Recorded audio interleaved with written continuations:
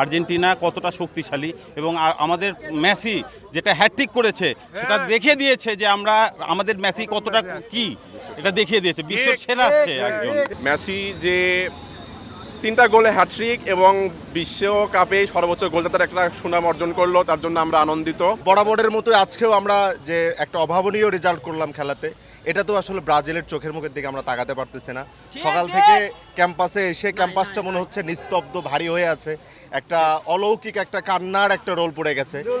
এটা ব্রাজিলের সমর্থকদের আসলে অন্তরের কান্না, হৃদয়ের কান্না। এটা জাস্ট একটা আনন্দ উল্লাস, এটা সবাই একত্র আমাদের বন্ধুত্ব বন্ধন, অনেক কিছু না।